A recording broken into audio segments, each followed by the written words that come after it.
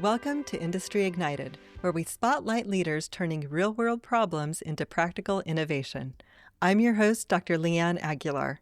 Today, I'm joined by Sara Quintero, founder and chief innovation officer of KarmaChic Marketplace, a platform empowering women-owned and minority-owned businesses with e-commerce, AI-powered vendor tools, and real-time analytics. With a decade across retail, brand strategy, and tech integration, Sara blends creativity and data to help entrepreneurs grow with confidence. Sara, welcome to the show. Thank you so much for having me here today. I look forward to our conversation. Me too. So diving in, Sara, you started in fashion merchandising, launched a boutique, and eventually pivoted into tech. What experiences from retail and entrepreneurship shaped the KarmaChic vision? Well, let me say that I actually have been an entrepreneur at heart since I was little. I started a babysitting club, I think, when I was 12. And then I continued on through high school and then found my major at Florida State University, fashion merchandise, and with the end goal of wanting to create my own boutique one day. I'm from Tampa, Florida. And my goal was to, after going to retail management, own my own store. So bringing back that past childhood entrepreneurship into my own business. So I formulated back in 2014 a business plan, and within I think it was 4 months, I pulled the trigger, found a spot, and I was launched with my own clothes from my closet. So it was a consignment store. Oh, wow. Okay. Yeah. So found a small space, and within a year, I'd grown out of that space and to a larger space. And then throughout that, the next year and a half, I found that unfortunately I couldn't compete with the online space of e-commerce. So with the Real and Poshmark, so then I was going to pivot into bringing in new retail, and then we unfortunately had a hurricane that was going to come here, then ended up, which was great for us, but then I lost the 3 months of the retail sales, so I decided, okay, Oh, wow. which direction am I going to go into? So I formulated KarmaChic back then. In 2017, I had the idea that I was going to shutter my doors and then start an online platform for local artisans and businesses, because I actually had sold some artisan product in my store. And what I looked at them is that there's two aspects.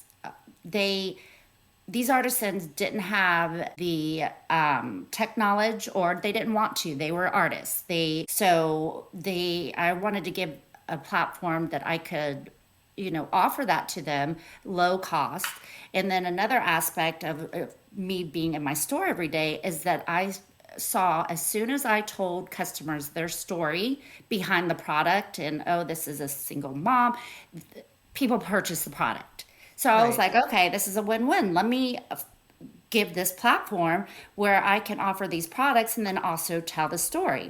Well, obviously, pandemic, life, and everything happened. So through the next few years, I had this business in the back of my mind, and then it was just not the right time. And then in 2024, I decided to go ahead and pull the trigger and launch it. So now here I am. Great. Yeah, so it's a winding road. Yes. What I'm hearing. Yeah. Which I'm sure you get from a lot of entrepreneurs. Yeah, which is very, very common. It doesn't always work out quite how we think, but it usually ends up, better and takes us into a new direction that's often more exciting and offers new opportunities for growth and innovation. So I'm hearing Absolutely. like you really saw two big needs. I'm hearing like the makers who want to create and the buyers who purchase when they were hearing your story. Absolutely. Yeah. And so you identified a marketplace that could really connect those dots. And I do want to throw in too, it was kind of funny that I had this concept way back when, but now it's so relevant with the whole movement towards AI. people want human connection and Right. interaction. So now what I had my lead developer and my application builder is to make sure that I have some kind of capability where these vendors in their dashboard can upload a video about me, or if they want to, it's YouTube capability, any promotion or whatnot, they can go ahead and upload whatever they want, and then the video's live in their dashboard. So that was very important to me. And that was one aspect of it as you were going to say the human connection and then Yeah. also offering the platform. Yeah. Right. Right. So introducing the new technology and Yes. taking advantage of that. Yeah. I mean, I So, use the AI, but it's great for me. uh-huh. Right. But on the front end, customers are going away from, and they're scared of it. And then They're these scared. little Yeah. artisans, or they don't know the technology. So that's where my platform comes in, because I'm all in one inclusive. Here you go. If you just sign up, I'm going to give you the resources, the tools, and the AI integrations that make it easy for you. And they trust me. So, Right. and that they're not just throwing in a subscription or their products or their brand into this platform, and they know that I'm smaller and I'm not corporately owned. So that's another great aspect of my vision and what I'm doing. Right. So it's really a turnkey solution that you're Yes, offering to your vendors, and then you're giving them the support as well. absolutely. Yeah. So that's the differentiator. You're not a huge conglomerate that has too many, No. you know, spokes in the wheel, I guess. It's, And I uh, want to keep it that way yeah, yeah, and yeah. keep costs down. Right. Exactly. Now, closing the boutique felt like a setback at the time. Yes. What turned it into your launch pad for innovation? Learning everything, what to do and what not to do. So, um, it, I would say the most beneficial thing that I learned back then was to not be afraid of failure or putting myself out there. I was so afraid of that and so afraid of what people would think. And that was very hard for me. And that was an aspect of me staying behind the scenes a lot. Whereas now I'm like, all right, I need to be proud of what I did. Yes, I did shut my doors and I did feel like a failure. But now I worked hard to do this, and I worked in a startup for a year and a half prior to me launching, so I could get the tech and the startup industry knowledge before I started KarmaChic. And so now all those experience got me to where I am now, and the confidence. Right. So yeah, And that's true. I mean, we learn through adversity. I mean, yes, we're unfortunately, I mean, it's not fun going through the no, hard times, but right, but it's an opportunity for growth. And if we absolutely. have that mindset that, I can do this, I can get through it. I mean, it does instill confidence, and it does create that, I guess, knowledge or knowingness that we can get through hard times. And so going forward, I think it does make us resilient and stronger, right? Yeah.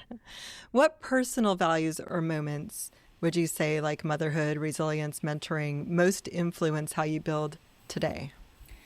I would say motherhood and the connection with these women entrepreneurs or business owners that are out there every weekend marketing and going to these pop-ups and just doing what they love to and creating. But I also, it's not just artisans that I have. That was going to be my main focus originally, and give them a platform where they could sell or just promote their businesses. But now I integrated charities, and so I'm now sponsoring, and it's no cost for these charities to get exposure. So and just another avenue for them to get the word out. And then I added professional services, and I think that it's just really celebrating these individuals that whatever they're doing out there in their career, whether they're a professional, they're running a charity, or they're a marketer, or they're creating candles. I mean, it's just a celebration of them putting themselves out there and doing this in business. And Right. then as for motherhood, I have two children. I have a 22-year-old and a 16-year-old. And really, my daughter's 22. And I wanted to show her, look what I can do and look what you can do. And so I really, that was one aspect back in 2024. She moved back from college and was kind of struggling. And I wanted to show her, all right, look, this is what we as women can do. And so that kind of like excelled me, like put a little Yeah, give you in some my purpose. step. Yeah, Because I'm absolutely. like, I have to show her I can't feel because what is she gonna think? So Yeah, right. It's that extra motivation, that sense of purpose, and yes, absolutely. same kind of thing with my business. In the early years, really involved my kids a lot. Before they are all off on their own now, empty nester, but I involved them as much as I could, just so one, I mean, they develop the skills, but also, yeah, so they can see what entrepreneurship looks like. And it's Absolutely. not always easy, not always pretty. Sometimes it's late nights, and they were at the office Yes. with me, all times of the day sometimes. But It's you so know, true. And sometimes they don't, they're, as you know, they're not vocal. They don't really tell you, but then I'll get little comments or they're following me on my socials or that now their friends are following me. And I'm like, so I'm really making an impact whether I'm having the discussion with them or not. So that's really been meaningful to me as well. right? No, I love that. Yeah. So give us the 1 minute tour. What is Karma Chic, and how is Yes. it different from Etsy style marketplace? So, how I am different is that you can either sell on my platform or you can promote on my platform. It's geolocation specific targeted. So, say you're from Tampa, you're from Dallas, you want to find somebody, you have a cousin in Dallas, but you don't want to buy from a big corporation. Hey, I want to find a local artisan, and then you can go on there and find somebody that's selling on from that specific location. So mainly how I differentiate myself is because it's not just the selling, and it's marketing or selling or both. So I don't pigeonhole myself in just one application. And also, I'm creating a CreatorLab, which I think you and I had discussed, which is going to have the AI tools. So underneath the platform, if somebody needs assistance with their social media or their product or a post, they can do it within their dashboard, and it's going to be spit out to all their social media wherever they want, whether Instagram or LinkedIn and whatnot. So it's all encompassing platform, so it's easy for everybody and Yeah. cost effective. And cost effective as well. Yeah. So walk us through your AI powered vendor hub. Tell us a little bit more, like your So product that, listings, etc. yeah, Yeah. that is in the making. I'm working with my lead developer currently right now, and we are creating a proprietary chatbot that is going to be specifically for Karma Chic only, and also a CreatorLab dashboard. And basically, what I just said, if you're a vendor on there, you're going to be able to put your product, your business, or if you want to shoot an event, I'm going to have calendar integrated as well. So it's all going to be automated within their vendor dashboard.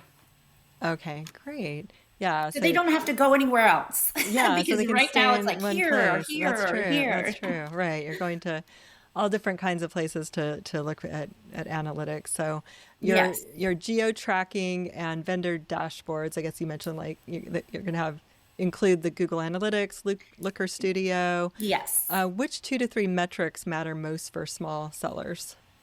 It depends on their business, but I would say the traction up to their website or what the views they're getting. Obviously, because of their niches, that it's different.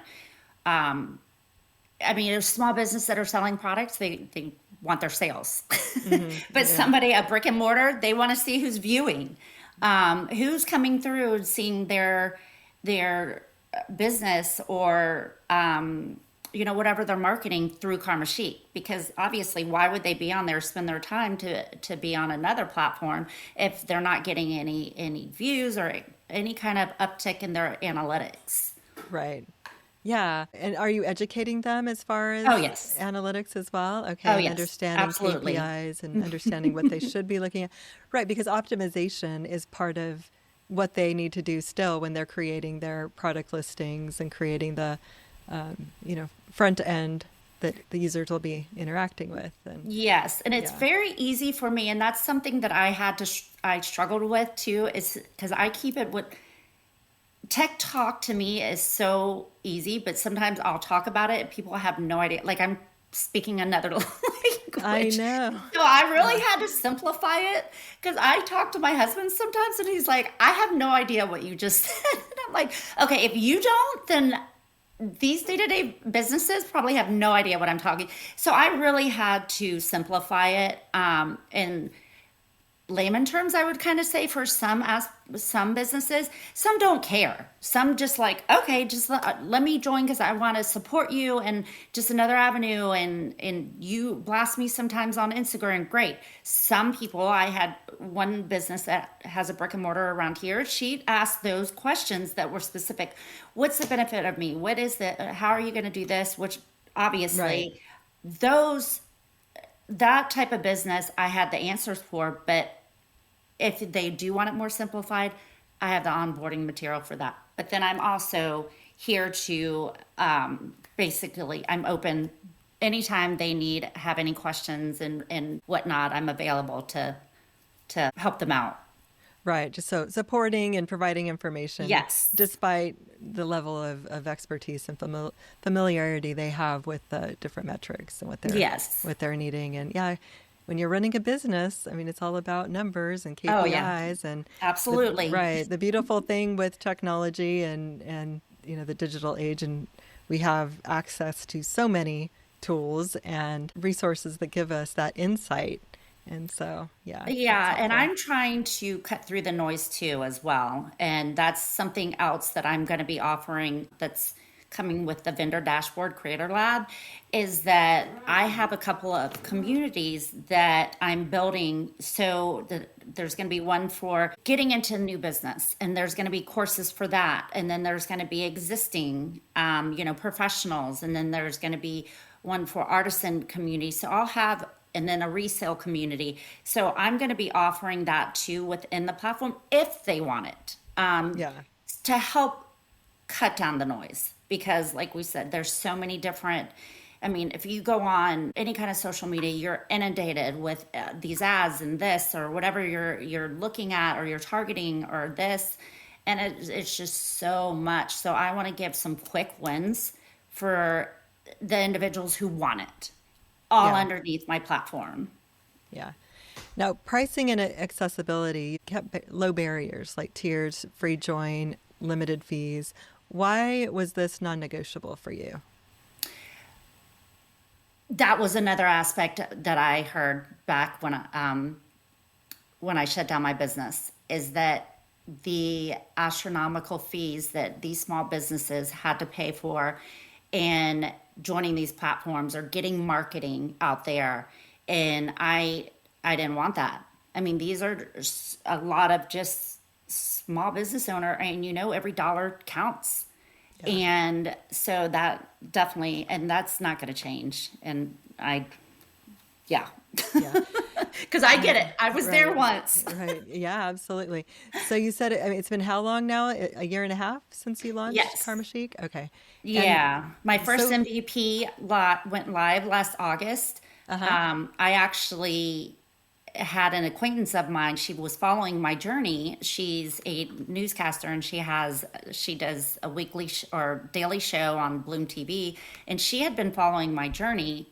Obviously, before I went live, I was saying, "Oh, I'm going to launch this. I'm going to do this," and she reached out to me, wanted me to be on air, and I wasn't even my website was under construction, and she was like, "Wow, this is when I want to do it in August. Have something to go live," and I was like, "Oh my Oh, god!" wow. So, So all and of I a sudden, said, yeah, you had a deadline. "So she really." Her name's Gail Gallardo, and I really, really, I thank her all the time because she's had me a couple more times to see my traction over the past since August. And I'm like, oh my gosh, you were the one that made me I was doing it, but maybe go live for the first time. Yeah, So right. I wasn't going to turn down being free press. Yeah, So there you that go. I went live last with my first 3 vendors, my first beta testers, and then now have been completing iterations ever since. And now I'm up to 45, and I got 2 in the past 2 days. Yay, Yay. congratulations. That's awesome. All right. So what results are you seeing, like traffic lift, engagement, vendor wins, and how do you help founders turn analytics into action?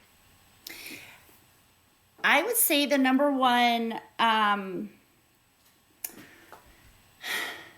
success right now would be just these vendors getting exposure for markets that they wouldn't have had prior to being on the platform. I mean, obviously, I'm still newly getting my name out there. So, but they're seeing different spikes in their social media. They're getting new followers that they wouldn't have prior to joining. So that's the biggest wins that I've seen so far that I can definitely check.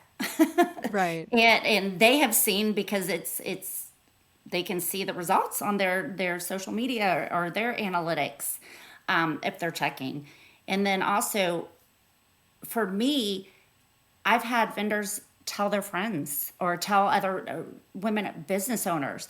So just for them being happy with the success of what they're getting, I've had people reach out to me, and it's only growing. And I've joined a couple recent networking groups, and it's really exciting and blowing up from that. Yes, it's snowballing, and I guess getting those referrals to the word of mouth Yes. is yeah, huge. It's always you always get the best customers. I think the highest quality Oh, customers absolutely. come from referrals and word of mouth. Yeah.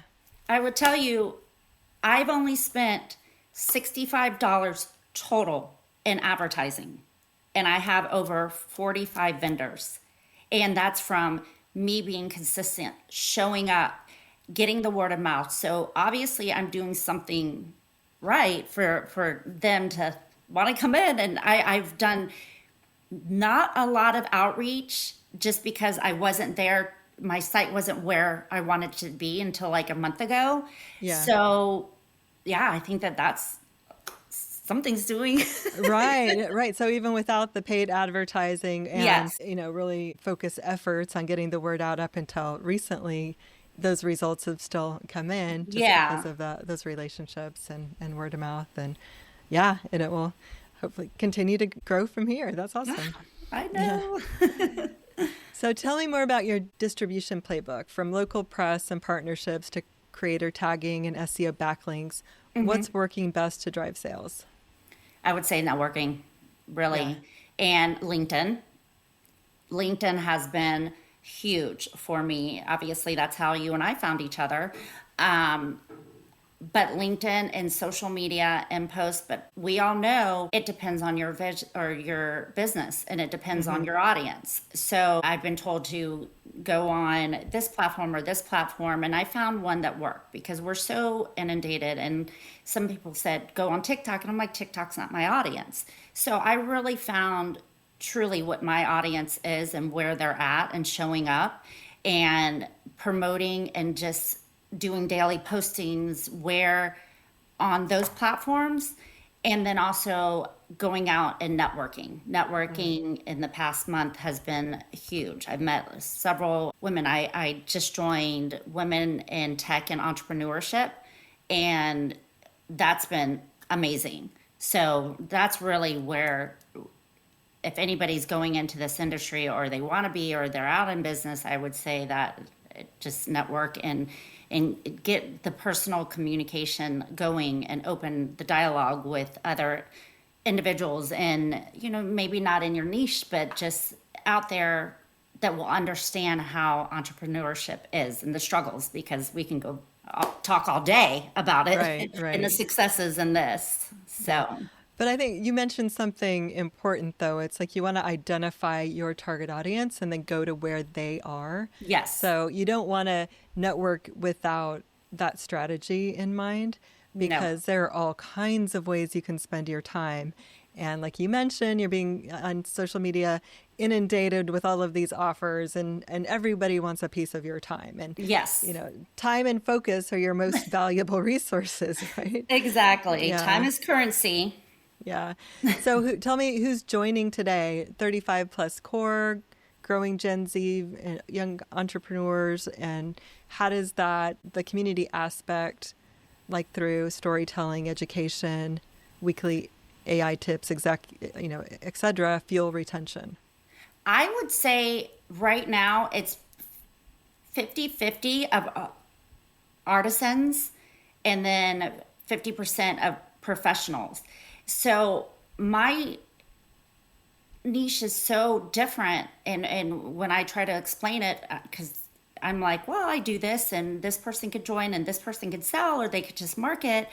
So right now it's 50-50 of kind of who the connections that I made. Like I go to markets every weekend, but then I attend networking events for the professionals. So I've made the connections, and once they've met me or we've discussed or they're interested, pretty much have joined from those opportunities. Now with Gen Z, I did recently hire my friend's daughter who is 17. She's brilliant. She wants to be a data analyst, but she is brilliant in speaking on camera. And so I said, "You are great at this." So she's taking over my TikTok because I know that's not my audience, but she is going to try to capture that market. And we just added a Youngpreneur category, and so we already got somebody, one of my son's friends who's 16, just started a business painting curves, but hey, he's a young entrepreneur like I was. Yeah, So right. I'm kind of pushing her to help with getting Gen Z, but I don't know Gen Z. I don't know that market. I wasn't raised on the technology like they do.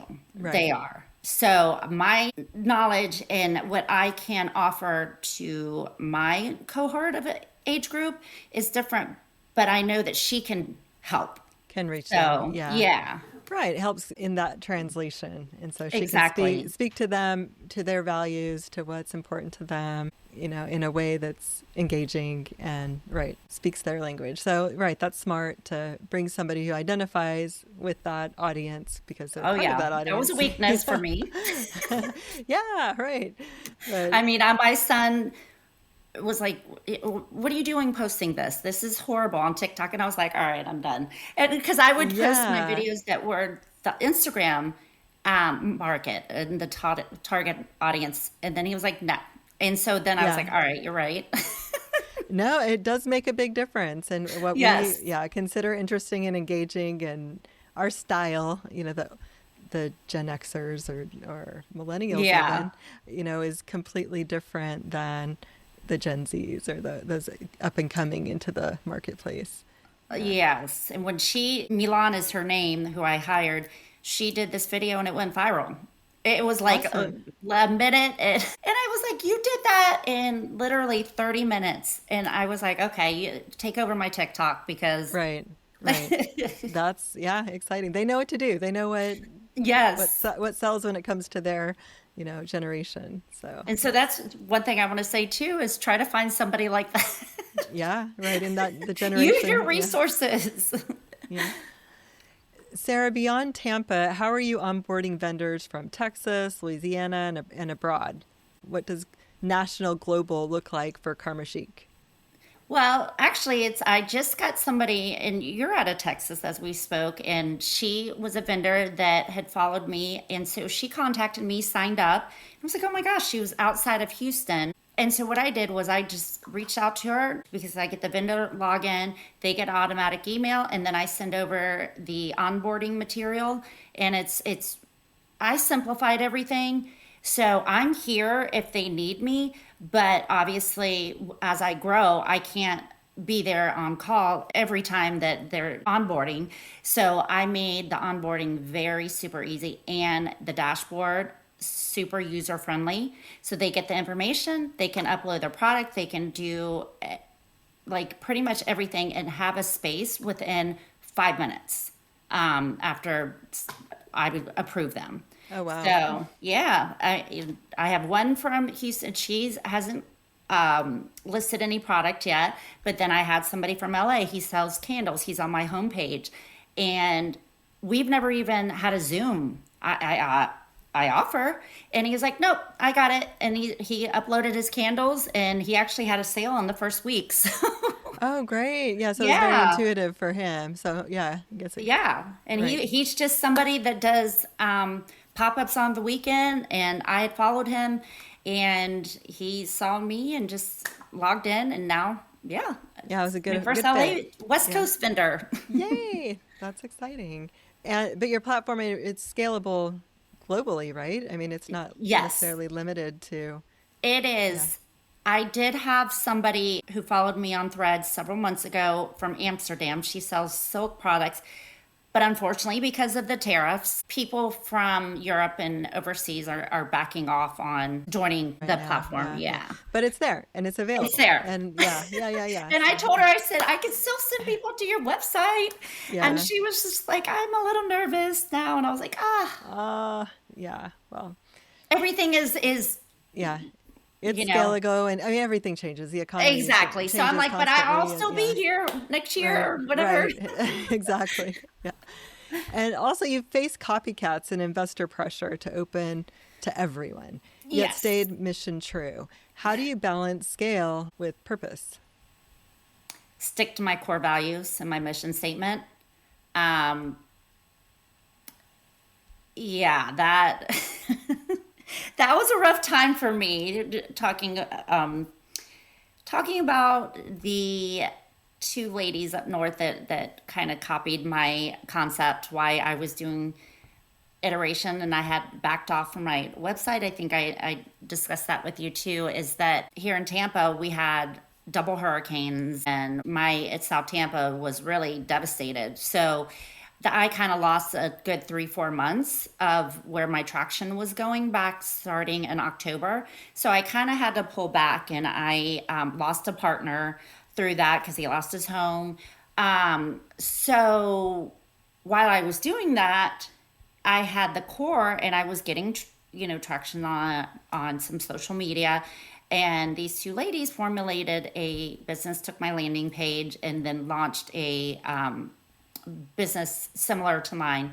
And so it was kind of disheartening when I started picking back up. But then I said, oh my gosh, because then you start questioning yourself. You're questioning what you're doing, why you're doing this, because I'm doing this not just for the business aspect, because I truly want to help in these other women or these minority businesses, and just give them a platform, Right, not just to make me money. right. So, and that was really disheartening to me at the time. But then I took a few weeks and some deep breaths, and then I reached out to a mentor here in the Tampa Bay area, which we are so very lucky with this community, that there's so many entrepreneurs that are wanting to help.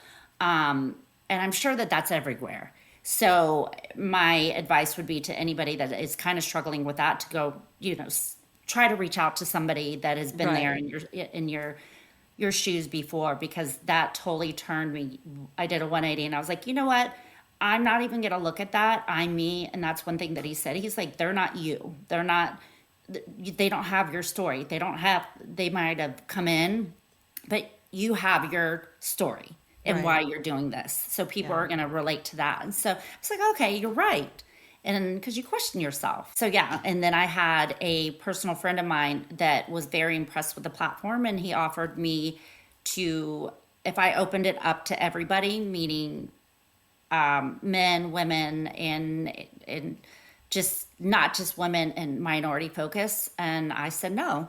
And I could have really used that that funding at the time, but I didn't want to go away. Like, that's why I built this. I mean, there's so Right. many other platforms and opportunities for others. And so I mean, not to say I wanted to pigeonhole myself, but I kind of did with that market. So Yeah.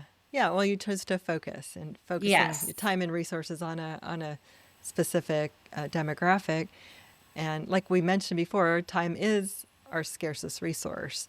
It So, is. yeah, what would you delegate first? Like operations, marketing, vendor Yes. success? I know what makes for a value aligned, hire, You heard scaling. that. That was a quick yes.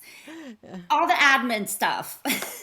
So, I mean, I can only automate so much through AI with Zapier and the automation tools. So, but the day-to-day ops is what I'm going to, yes, that's Find my support first with. hire. Yeah. Get support around. Absolutely. Yes.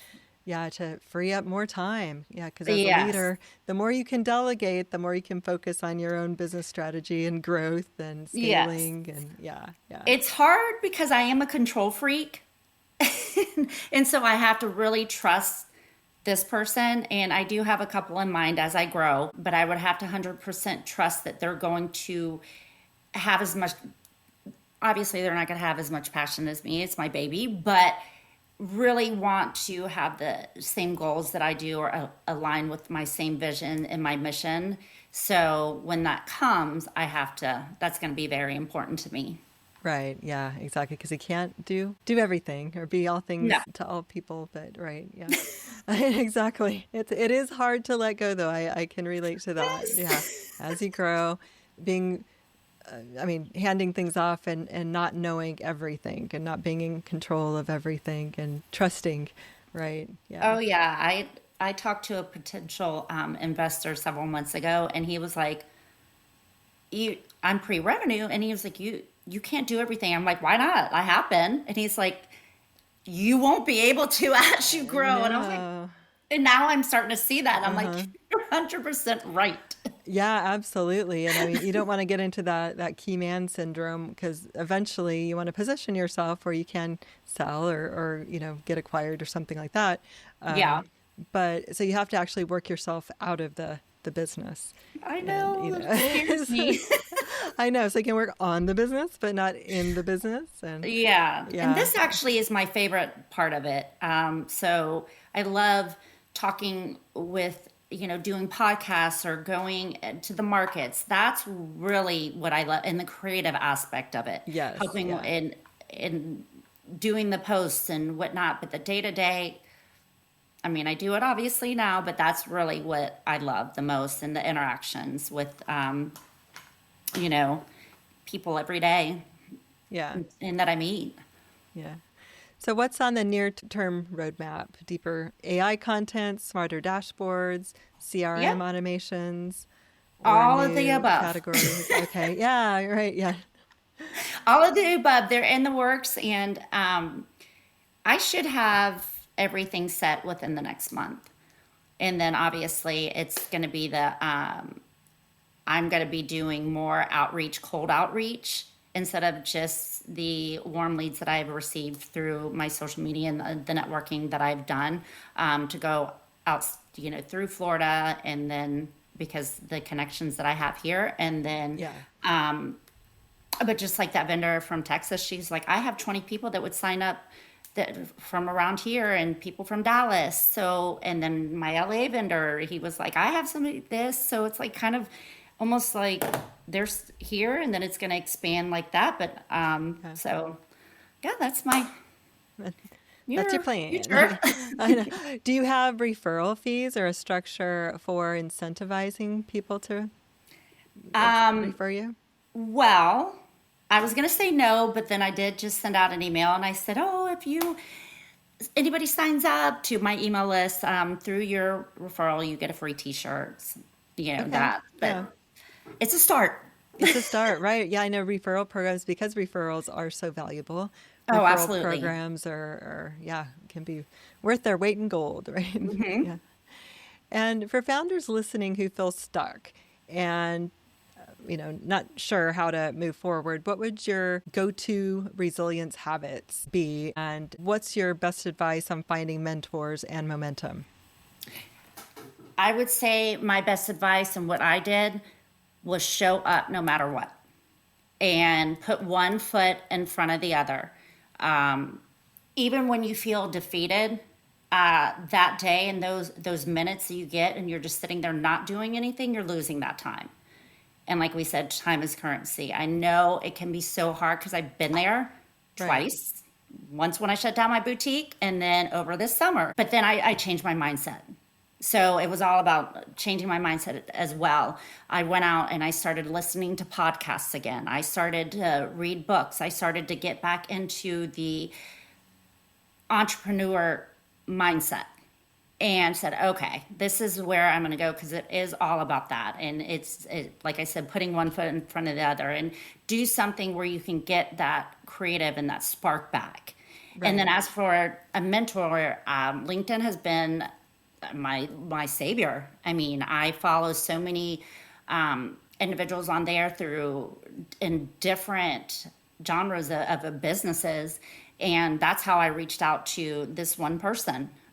He owns several restaurants in the area, and I saw that he mentors students at UT and USF, and he does all these classes. And I just, with a wing and a prayer, reached out to him. Yeah. And he reached out to me right away. And often these people are because they've been in your footsteps, they're so willing to assist you. So don't be afraid. That's another thing. Don't be afraid. I used to be afraid when I had imposter syndrome years ago. And now I'm like, okay, what do I have to lose? If I don't contact him, I'm still in the same place. Yeah. So that's really what my biggest advice. That is really good advice. Yeah, just don't be afraid to reach out to people, because you're right. People are generally willing to help and share their knowledge and wisdom, so they can prevent, hopefully, others from making the same mistakes they did, and just help move business along. And Mm-hmm. And I'm sure, as you know, we see these businesses and that are all shiny and pretty, and there's success. I make 10 million ARR my first year, whatever. Anyways, but they don't see the back end a lot of times. And so that's one thing that this mentor told me. He's like, you did the right thing of putting yourself out there, because I said, if I had not put myself out there, they wouldn't have found me. And he said, but here's the thing, you put yourself out there, you have the digital footprint from back when you started this a year and a half ago. They don't. So you're going to built more trust. And so I was like, oh my gosh, I had no idea. I didn't even think about that. And then he also said, you see this, we met at one of his restaurants. He's like, you see all this. He goes, but you didn't see my first one that I had, that I was working, 20 hours a day. And then my marriage suffered, my kid, this suffered, that suffered. No one sees that. They see this. They see the results, but not the journey. Exactly. Exactly. Yeah. And it's all beautiful and wonderful when you don't know, everything that went on underneath the hood, basically. Yeah. No. And right. It's like, if people knew what it takes to get stellar results, are they really willing to do what it takes to get the same results? Yeah. Well, Sara, thank you for sharing your journey and the innovation behind KarmaChic. For listeners who want to learn more, how can they get involved, or how can they reach you? They can reach out to me via my email, or they can go to my website, www.KarmaChic, so it's KarmaChicm as in market, P as in place.com. And then Sara at KarmaChicMP.com. And then I'll answer any questions that anybody has, or if they just want to reach out to me for support, if they're in the same place as me. Yeah. I've been there. So yeah. So everyone reach out and take a look at all of the vendors in the space. And if you are a vendor, contact Sara. Yay. Yeah. And to everyone tuning in, follow and subscribe to Industry Ignited so you don't miss upcoming conversations with leaders pushing business and technology forward. Until next time, stay bold, stay curious, and keep igniting industry.